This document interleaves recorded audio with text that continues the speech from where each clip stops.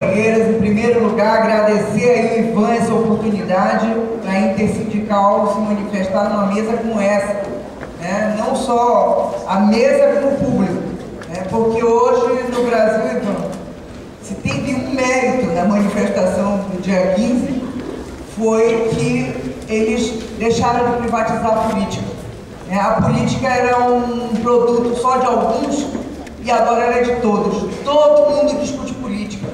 Da ocupação ao ônibus, ao bairro, à universidade, todos estão discutindo política. Porque nós queremos saber para onde vai esse país e que rumo nós queremos dar para esse país. Não deixar na mão da direita, tentar retroceder o que nós já acumulamos até agora. Então, para mim é uma honra estar numa mesa como essa, com o Frei, com o André, meu camarada que nos orgulha tanto com as suas manifestações, que foi a maior resposta ao dia 15, foi as jornadas do MTST que lavou a nossa alma depois daquelas manifestações. Então, agradecer a vocês do MTST por essa resposta, porque nós estávamos com ela engasgada aqui na garganta.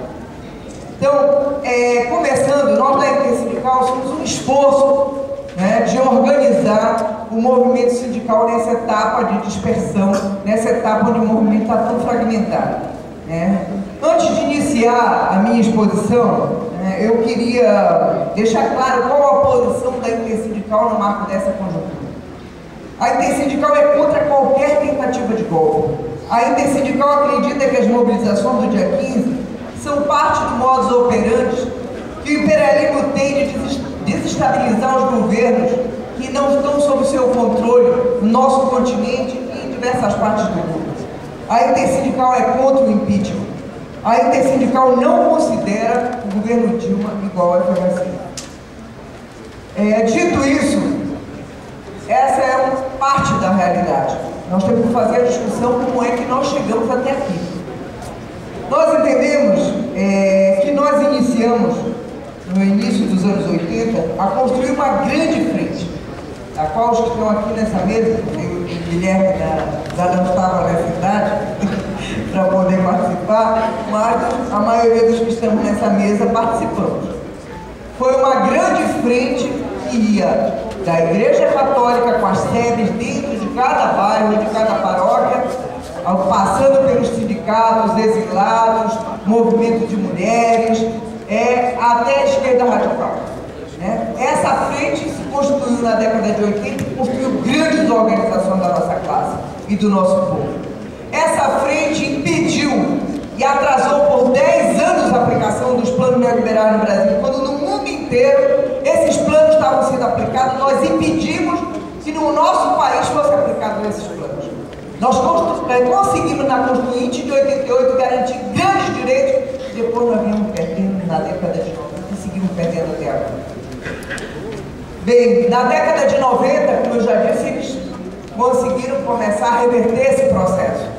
Essa frente continuou resistindo e, ainda que tenha tido derrotas importantes em 90, nós conseguimos barrar a ALCA, que era uma tentativa de colonizar o nosso país e o nosso continente. Conseguimos, essa frente teve esse mérito. Essa frente, em 2013, teve uma das suas maiores vitórias, que além de ter as conquistas de 80 acumuladas, a derrota da ALCA, nós conseguimos impor um governo que foi o governo Lula. Bem, o Frei já falou aqui qual foi um dos principais erros desse governo. Que o governo assume, né, e abandona, né, o conjunto de propostas amadurecidas dessa frente, no sentido de dar uma saída, uma alternativa, né, que acumulasse nessa mobilização do que a frente já vinha construindo. O PT e a maioria do governo decidiram por outro rumo, não comprar grandes brigas, né? Algumas foram importantes, por isso nós não colocamos sinal de igual entre o governo FHC, o governo Dilma e o governo Lula. Nós entendemos que a política do salário mínimo em particular, né, que tem várias políticas focadas do governo que tiveram impacto importante no conjunto da sociedade, em particular também para nós mulheres, que hoje somos tão atacadas no Congresso Nacional em relação às políticas que nós conseguimos avançar até agora. Mas o fato de não ter comprado as grandes brigas naquele momento, onde a correlação de força vinha se acumulando de 80, 90 e no início dos 2000, nós estamos pagando agora. Não se tocou na mídia nem um minuto, e agora a Rede Globo faz e acontece, mobilizando de manhã à noite a marcha de 15 de março. Não mexeu na reforma tributária. Então hoje o professor universitário está na mesma faixa do imposto de renda do Gerdau, do Albílio Diniz, que é a última faixa do imposto de renda, porque esse país é tão rico e se dá o luxo de não ter imposto sobre as grandes fortunas, enquanto os países centrais têm até 50% a 60% de imposto sobre as grandes fortunas, e o imposto de renda, a última faixa é 27%, e um pobre coitado que ganha R$ 1.500 está pagando imposto de renda. Então, essas reformas necessárias, a reforma agrária, a reforma urbana, que hoje nós estamos pagando, a concentração de todas as crises dentro das cidades brasileiras, como a crise da água, a crise da energia, a crise da moradia, a crise da mobilidade, do transporte público, a saúde pública, todas essas crises concentradas, a violência concentrada dentro do centro urbano. E nós não temos qual a saída que nós temos. Nós acumulamos para isso e desacumulamos nesse período. Para mim, o maior crime não é ter governado com A, B ou C, ou compor esses ministérios tipo Levi, Cátia Abreu, Monteiro. O maior crime que o PT cometeu nessa década foi alterar a correlação de forças, que era o patrimônio de todos nós, que doamos nossa vida para mudar a situação desse país. Nós mudamos a correlação de forças, porque muitos dizem agora, as marchas de março são igual às marchas da Venezuela. É verdade, o modo é a mesma maneira. Estive na Venezuela e uma diferença básica. Nunca, nenhuma das marchas da direita na Venezuela chegou a 1/3 das marchas do movimento social e popular. Nunca, porque a correlação de força é o que ainda sustenta o Maduro com todas as debilidades que esse governo tem e as diferenças que possamos ter com ele. Essa correlação de força é o bem maior que a classe trabalhadora tinha, foi alterada. O governo se manteve, porque teve essas políticas focadas, políticas algumas importantes para o movimento social, né, como já falei aqui, e surfou no período onde estavam, né, os preços das matérias-primas, havia um boom internacional dos preços das matérias-primas. E esse boom o PT surfou e se manteve. 2011, na verdade, é o prelúdio de 2013. 2011, um ano antes, o crescimento era de 7%, no ano seguinte era de 2,7%. Essa crise, essa situação, que aí é quando o dinheiro diminui e nós temos que saber que não dá mais para governar para todos, né? Trabalhou contra a consciência que nós acumulamos nessas 2 décadas, né, de que o trabalhador tinha que construir sua alternativa, o povo tinha que construir sua alternativa, e não que o agronegócio são os nossos heróis, né, e não que os banqueiros, vocês nunca ganharam tanto como no nosso governo, ou vocês empresários nunca ganharam tanto, nunca tiveram tão bem como agora, né, isso bateu fundo na consciência do povo brasileiro. Mas 2013 respondeu, né, porque disse, nós não queremos pagar pela crise. E foram para a rua sim, e sabiam o que queriam. Os cartazes diziam, nós queremos mais Estado, nós queremos mais saúde, educação, transporte, segurança. É isso que dizia a juventude, o povo que foi para a rua. Não tinha muita clareza do processo, o processo de direção também era difuso, mas eles sabiam o que queriam. Esse processo de indignação, com a ausência dessas mudanças profundas, e a necessidade dessas reformas mais radicais que a sociedade tem que tomar em suas mãos e levar adiante, né, esse vácuo, né, se abriu. Nas eleições ainda não se refletiram como se fez, se olhasse em agosto, olhasse agora, se lembravam bem, em setembro, a direita não sabia nem quem era seu candidato, se era Marina ou se era Aécio. A Dilma ia, em junho, ia tranquilamente ganhar no primeiro turno. O que iria haver era um número de abstenções, porque a juventude estava decepcionada, a juventude estava mobilizada e estava querendo algo novo. Então não ia a votação, ia aumentar a abstenção. O que aconteceu? A burguesia optou, fechou no Aécio, né? E isso gerou um grau de mobilização quando o PT girou um pouco à esquerda e fez uma campanha dizendo, olha, aqui não vai ter aumento de juros, aqui nós vamos fazer um governo à esquerda, aqui nós não vamos aumentar a energia, aqui...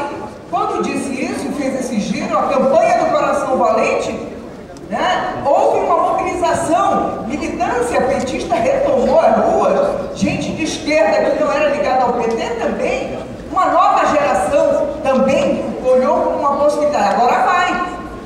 O que nós vimos? Do Coração Valente, eu sou do Coração Covarde em janeiro. Então, os ministros, esses que já foram citados aqui, Levi, Cátia Abreu, Monteiro, e aí uma lista enorme, né, de ministros. Depois, aumentando os juros, atacando a classe trabalhadora, então a vaca tossiu. Então, o que aconteceu foi um balde de água fria naqueles que estavam se mobilizando, nos de 2013, nos que não eram de 2013, mas ficaram em casa apoiando e torcendo, né? Todos esses levaram balde de água fria. Eu já não tinha expectativa nem esperança, tá? Mas a maioria começou a sentir na pele essa situação. Bem, aí nós chegamos em março, né? Nós temos dois tipos de atos. Nós temos os atos de 2013, onde era sua composição majoritariamente de jovens, né? Que reivindicavam mais Estado e não atacavam o governo Dilma. Tá?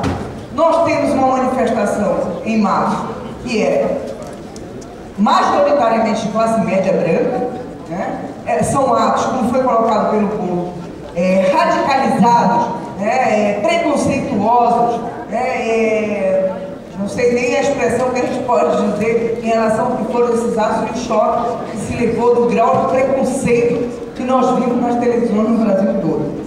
E o eixo era o governo Dilma, né? Capitalizando um descontentamento que foi acumulado.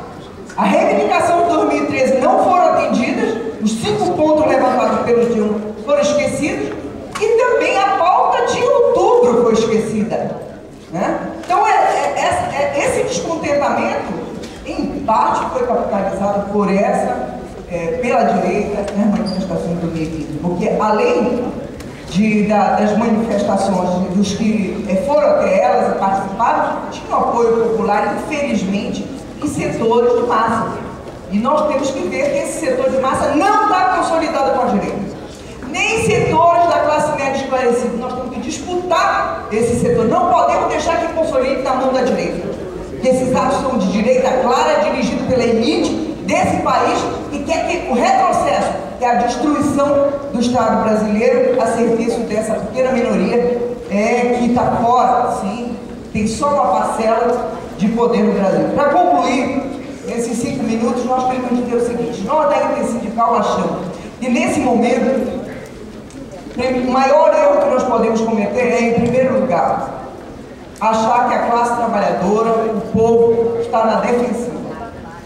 O povo não está na defensiva, a classe está lutando, ela está sem comando central. Aquela frente que nós constituímos lá em 1980, ela implodiu e até o momento nós não reconstruímos. A Intersindical está jogada 100% para reconstruir uma nova frente que de fato comece a juntar o nosso povo e organizar essas lutas que estão ocorrendo. As greves de professores em todo o país, aqui em São Paulo, Paraná, agora em Belém do Pará, que foi aprovado ontem a greve, Brasília, Santa Catarina, várias greves que estão ocorrendo no país que sequer são centralizadas porque nós estamos fragmentados e porque a direção não quer unificar, a direção tradicional não quer unificar os movimentos. Nós temos que tensionar, porque nós temos que construir uma nova síntese para que seja direção desse processo, ou então nós não temos um Estado maior, nós não vamos ter uma frente como nós construímos na década de 80, que tantas vitórias nós conquistamos. Segundo, nós temos 2 lutas fundamentais agora nesse período, que são gravíssimas, e o movimento sindical pouco tem dado bola. É a reforma do Estado em curso. Existe um conselho gestor que funciona dentro do Palácio da Alvorada. Esse conselho gestor, dentro do Palácio Planalto, esse conselho gestor é formado por Gerdau, Abílio Diniz e 5 ministérios que estão responsáveis pela reforma do Estado, onde eles querem um modelo de fundação estatal, onde eles querem pegar o serviço público e transportar para esse novo modelo, acabando com o concurso público, rasgando a Constituição, rasgando a CLT.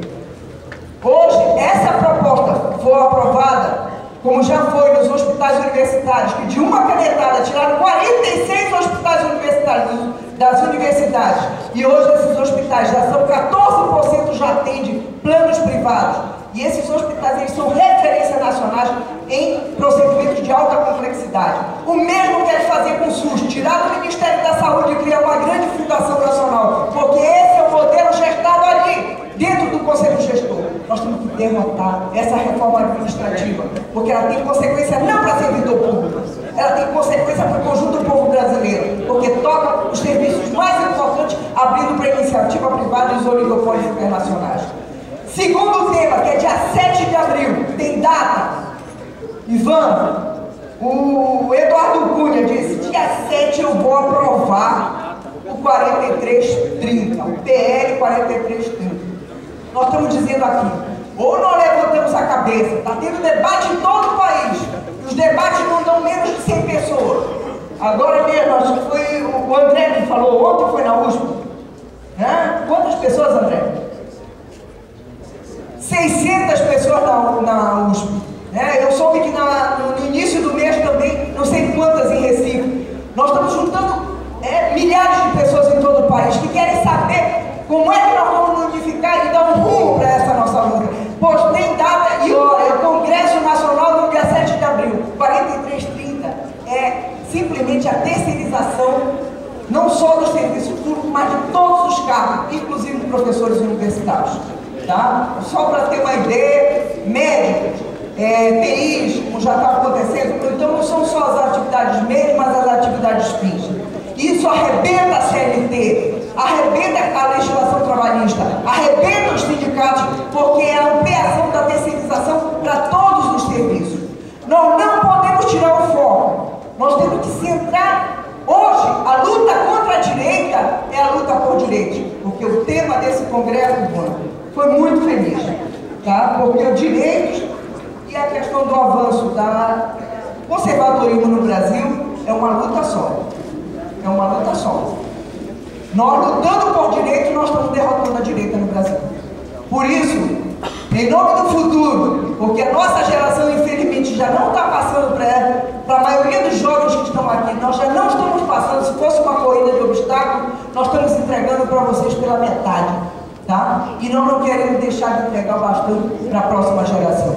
Então, em nome do futuro, nós temos que nos organizar, construir uma grande frente, reconstruir uma frente de organizações, de movimentos sociais, para barrar a direita, barrar o conservadorismo e barrar a retirada de direitos sociais. Obrigado e parabéns pela iniciativa e parabéns pela convite.